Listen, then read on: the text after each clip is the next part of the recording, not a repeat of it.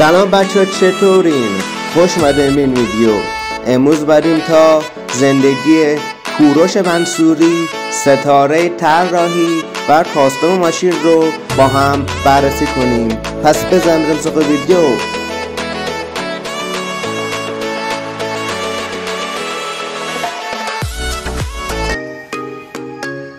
کوروش منصوری کارآفرین ایرانی بریتانیایی که در چالوس استان مازندران به دنیا اومد.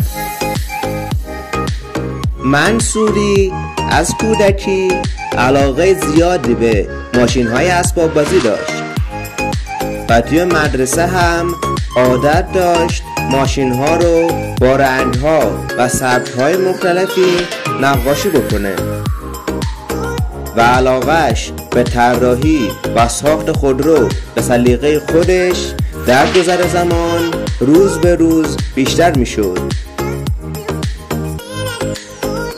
کوروش منصوری بعد از فارغ التحصیل شدن از دبیرستان در سن 19 سالگی قبل از شروع جنگ ایران و عراق با خانواده‌اش به انگلیس مهاجرت کرد.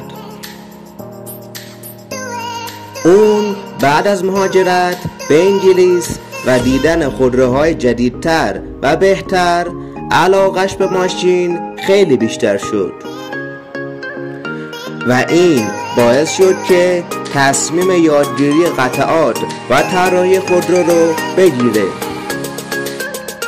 به خاطر اینکه خودروهای آلمانی خیلی بیشتر، جدیدتر و محبوبتر بودن، کوروش تصمیم گرفت به آلمان سفر کنه و در شهر مونیخ مطالعات خودش رو در این زمینه گسترش بده.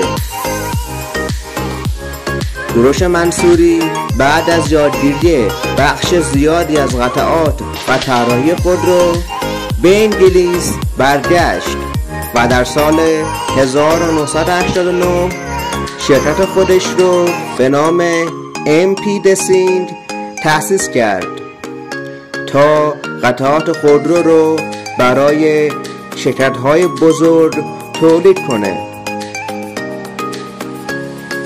در اواخر دهه 2000 کوروش منصوری در کار خودش مشهور شده بود، ولی از کار خودش که تولید قطعات ماشین بود خسته شده بود و اون هنوز رویای طراحی و ساخت خودروهای متفاوت رو داشت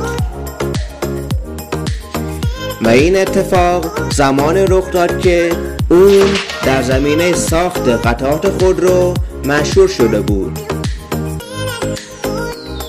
بالاخره کوروش منصوری در سال 2001 شرکت منصوری رو که کارش ارتقای بخش‌های مختلف خودرو بود در انگلیس تأسیس کرد.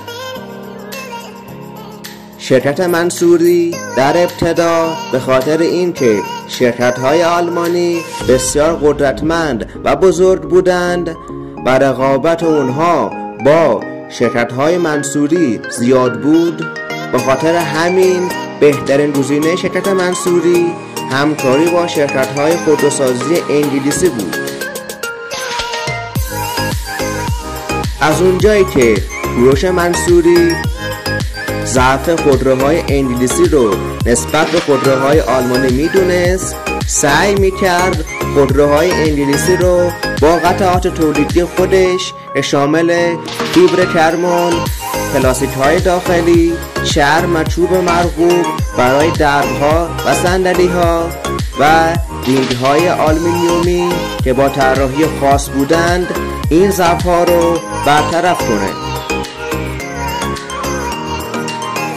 وقتی منصوری اولین خودروی کاستوم شده خودش رو که استون مارتین DB9 بود در سال 2004 به بازار ارائه داد، اون خودرو به استقبال خوبی مواجه نشد،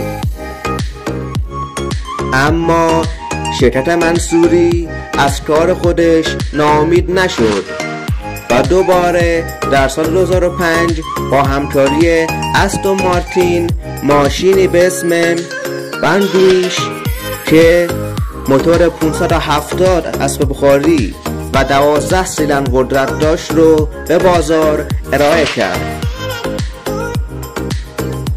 که اون ماشین با استقبال بی‌نظیر و قیمت باور نکردنی $700,000 خریداری شد. پس از موفقیت در فروش این ماشین، شرکت منصوری فعالیت خودش رو گسترش داد و در سال 2007 شرکتی به نام راین اسپید رو در سوئیس خریداری کرد که کار اون شرکت ارتقای ماشین‌های پورش بود. کوروش منصوری از طریق این شرکت قطعات خودش رو به شرکت‌های پورش و رنجور عرضه می‌کرد.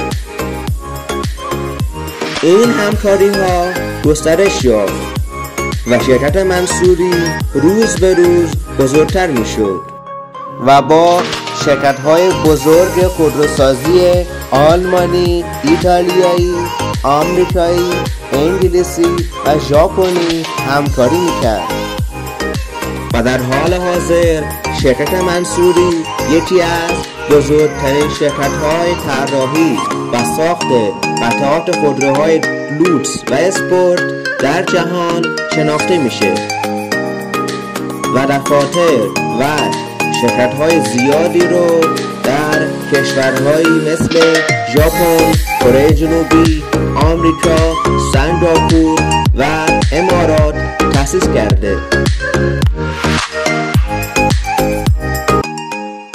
کوروش منصوری، نابغه ایرانی در صنعت خودرو.